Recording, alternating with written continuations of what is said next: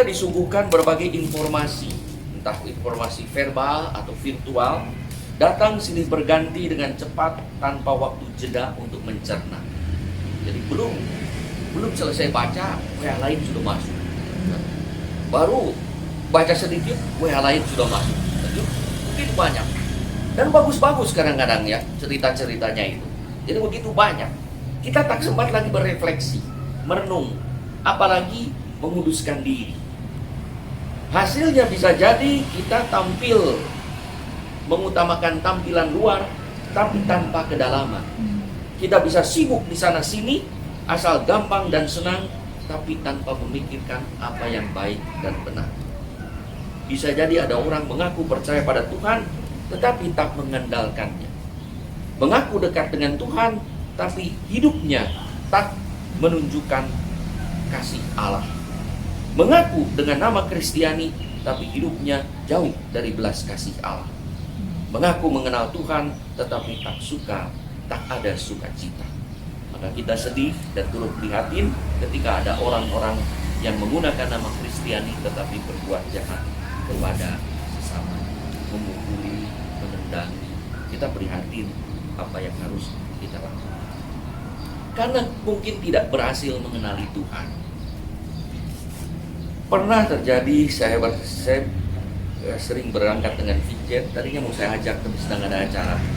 Wah, sekretaris juga ada acara di Bumi Sri Asih. Jadi saya berangkat sendiri. Lalu pernah saya berangkat ke Jakarta, diundang oleh suster di suatu komunitas. Lalu saya duduk di belakang, Vijet duduk di depan dengan supir. Lalu disambut oleh satpam.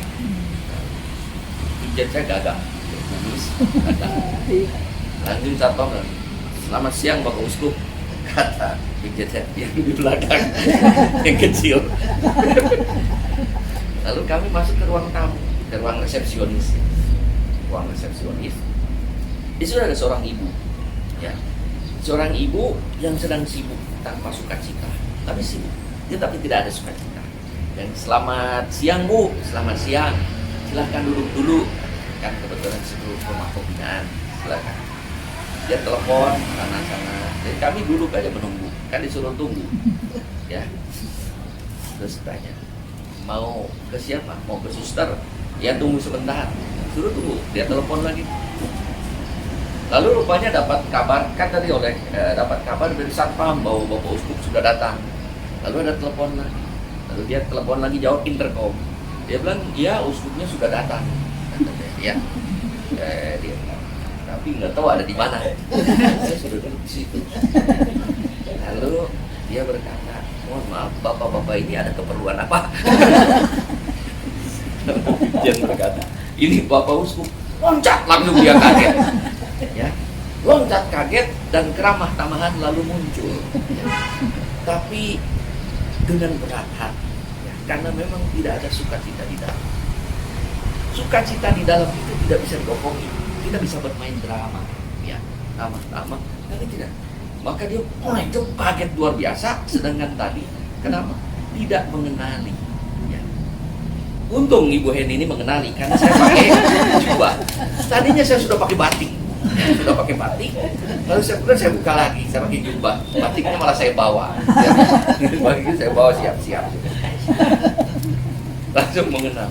Nah, ada banyak peristiwa di dalam hidup kita, Tuhan itu hadir. Tapi tidak seperti kita bayangkan.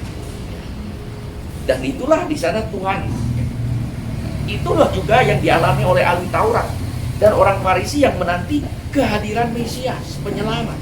Tetapi tidak mengenal Yesus sebagai Mesias. Mereka menantikan Kristus, tetapi terjebak pada mencari dan mengagumi tanda-tanda alami. Mereka membanggakan kebijakan Salomo, hingga ratu dari Sheba datang untuk mendengarkan Salomo dengan kuasa pewartaan Yunus, hingga bangsa Ninive bertobat. Yesus membenarkan betul kebesaran dua tokoh itu luar biasa dalam perjanjian lama. Tetapi mengingatkan bahwa ada di hadapan mereka pribadi yang jauh lebih besar daripada Salomo dan lebih besar daripada Yunus. Menghormati Salomo itu bagus, dan memuji karya Yunus itu baik. Tapi jangan lupa, ada yang jauh lebih besar daripada Yunus dan Salomo, yaitu Yesus. Justru mereka datang mendahului Salomo, Yunus, untuk menjadi tanda bahwa pada suatu hari Yesus, Putra Allah, Sang Mesias akan menyelamatkan semua bangsa. Tapi mereka tidak mengenalnya. Seperti apa kata Yohanes Pembaptis di dalam Yohanes 1:26, di tengah-tengah kamu berdiri Dia yang tidak kamu kenal.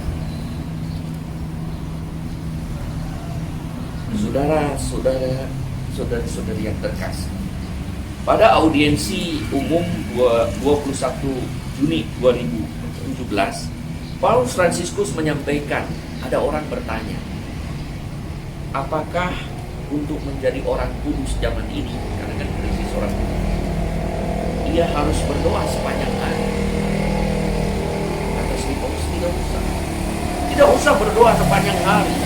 Hanya lakukanlah tugasmu dari pagi sampai malam dalam penghayatan kepercayaan kepada Tuhan. Tuhan mau apa kepada saya? Cukup itu setiap hari. Ya. Tidak usah berdoa, ya, malah tidak bekerja, gitu ya. Tapi lakukan pekerjaan di dalam keluarga, pekerjaan dimanapun. Bahkan katanya, hayatilah perjuangan hidupmu, kesakitanmu, penderitaanmu terarah kepada Tuhan. Dalam kepercayaan itulah justru menjadi orang-orang yang menjadi Tuhan.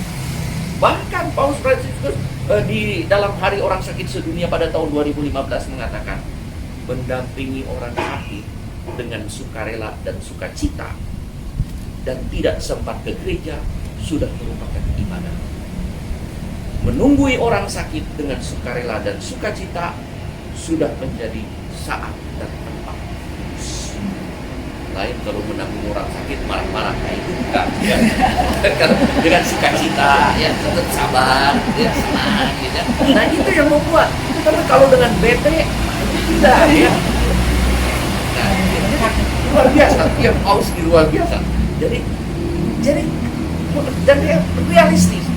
Kan kadang-kadang ada orang, saya mau ke gereja dulu, ya. Misalnya ya, saya mau ke gereja dulu, padahal bapaknya lagi sakit parah gitu ya.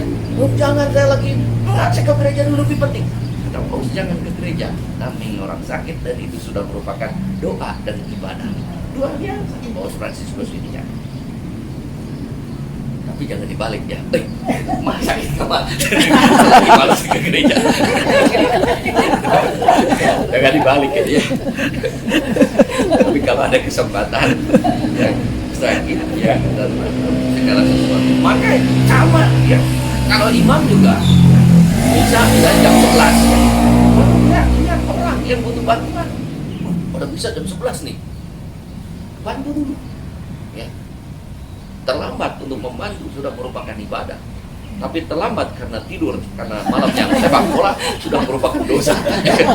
Lainnya, jadi beda, jadi dibedakan gitu. Ada saat-saat kudus, dan itu kan mengenali Tuhan yang hadir di mana-mana di dalam diri kita. Maka saudara, bagaimana mungkin ya kita terarah kepada Tuhan kalau kita tidak mengenal Tuhan? Maka bagaimana menjumpai Tuhan dalam diri keluarga kita, anggota keluarga kita, orang tua, anak-anak yang justru membutuhkan pendampingan kita. Bagaimana mungkin kita mengenalnya kalau kita tidak pernah berjumpa dengan Tuhan? Ya. Ibu ini kenal saya karena lihat di YouTube. Kalau tidak dilihat di YouTube, mana mungkin ya?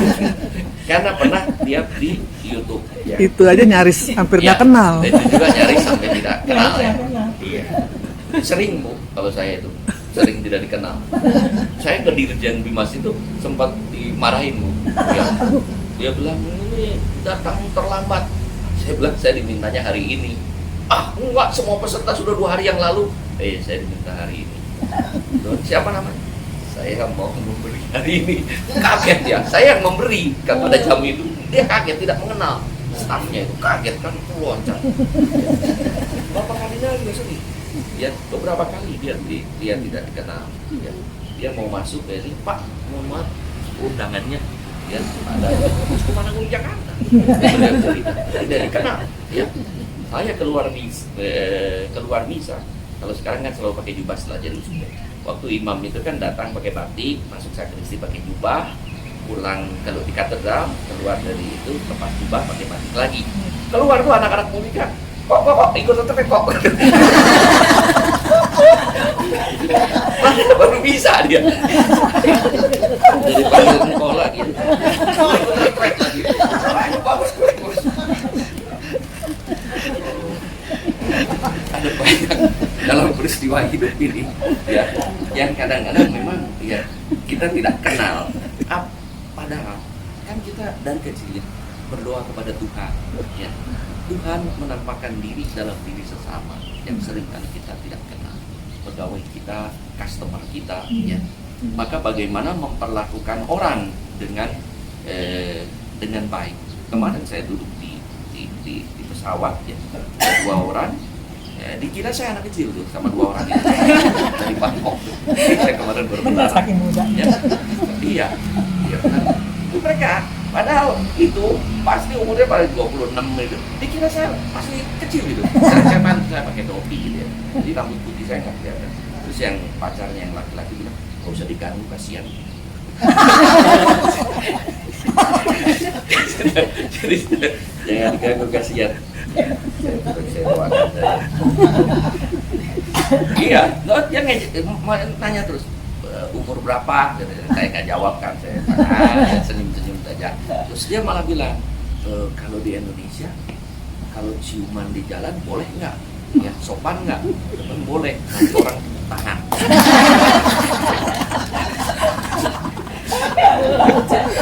Gangguin saya terus itu. Mereka berdua pada orang Perancis dengan orang Bangkoknya sendiri, lakinya Perancis. Nah, bagaimana saya tetap ramah kepada ini? Karena saya membayangkan Tuhan hadir dalam diri mereka. Itulah yang selalu membuat bagaimana kita tetap ramah kepada orang yang juga mengganggu kita ya. Memang sungguh-sungguh sangat mengganggu itu, sengaja dia tuh mengganggu terus dari awal itu ya. Ganggu aja, iseng gitu ya. Mungkin mereka baru senang-senangnya ya, dari senang-senang. Ya baru ketemu ya satu sama lain, jadi senang-senang. Jadi bahan ejekan saya itu di antara mereka itu. Saya dengerin aja senyum-senyum gitu ya. Nah, maka mari kita kenali dan jumpai Tuhan dalam Ekaristi yang memberi sukacita hidup kita. Dan kadang-kadang umat juga kita kadang-kadang tidak sadar ya. Ketika ada kan di sini kita tertib ya, langsung dulu. Kalau ada misa di keluarga, kan orang yang di rumahnya kedapatan itu sibuk kan, beresin di rumah sampai tidak ikut misa. Padahal ada misa yang jauh lebih penting. Dan itu juga diingatkan kita dalam Injil hari ini. Di sini kata Yesus ada yang jauh lebih penting. Yesus hadir di dalam perayaan Ekaristi, dalam tubuh dan darah Kristus. Itu yang jauh lebih penting ya. Dari segala acara. Maka ketika ada acara-acara apapun, ketika ada misa ini yang jauh lebih penting. Tapi orang seringkali tidak sadar. Bukan salah mereka, mungkin kurang pendidikan tentang Ekaristi. Kadang-kadang orang lupa, sibuk di sana sini, lalu ini ada yang bawa rosario, ada yang macam-macam gitu, dia tidak sadar. Dan Maria juga penting berdoa Maria, tetapi Ekaristi itu penting. Itu kan seperti anekdot orang yang sedang membersihkan membersihkan tembok di dekat patung salib Yesus besar di atas, naik lalu di bawahnya ada patung Maria. Ada orang yang sedang berdoa kepada Bunda Maria, seorang ibu. Lalu karena keras ngomongnya, orang di atas tuh iseng, Bu, ini Yesus. Kaget kan, lagi berdoa kepada Bunda Maria, ini Yesus. Dia lihat salib kan, orangnya gak kelihatan saking gedenya. Bu, ini Yesus. Terus dia bilang, Yesus, saya lagi bicara sama ibumu. Ya, padahal itu kan lebih penting daripada ibunya, gitu ya. Kadang-kadang kita tidak tahu, ya, tidak tahu. Hari ini kita lewat peristiwa ini diingatkan juga, terima kasih Ibu ini, bahwa peristiwa ini usaha apapun, hidup keluarga apa, bagus, penting, tapi harus ada dasar. kekuatan dari perayaan Ekaristi. Itulah yang menjadikan hidup, kalau sekarang sudah bersuka cita, lebih bersuka cita. Kalau sekarang sudah lebih sejahtera, lebih sejahtera. Ya, itu yang dia. Kalau sekarang sudah baik, akan lebih baik. Ya. Maka pekerjaan dan usaha yang adalah bagian dari perjalanan seseorang menjadi kudus sebetulnya, sebagai bagian dari syukur atas anugerah yang Tuhan berikan kepada kita dan bagaimana kita mengembangkannya dalam usaha. Karena mengenali Allah di dalam hidup, semoga pemberkatan Gokar Suki ini juga terjadi karena keluarga Ibu Penny menyadari bahwa usaha ini bukan sekedar pekerjaan manusia, tetapi juga karya Allah untuk sesama yang bisa menambah kesejahteraan bukan hanya keluarga, tetapi juga pelanggan dan karyawan. Maka kalau kita mengenali karyawan dan pelanggan sebagai tanda kehadiran Tuhan, bagaimana kan orang merasa di sini enak ya, udah makanannya enak, suasananya enak, disambut dengan ramah, mengalami orang itu terberkati, ya santai, ngobrol sana sini, ya segala dilayani, ya pegawainya ramah, dan mengalami orang kan mengalami terberkati, sehingga melalui usaha ini sungguh nama Tuhan bisa dimuliakan, orang banyak mengalami berkat dan keluarga juga bersukacita. Mari kita gunakan karya ini sebagai jalan dari kekudusan. Semua bunga ikut bernyanyi, gembira hatiku.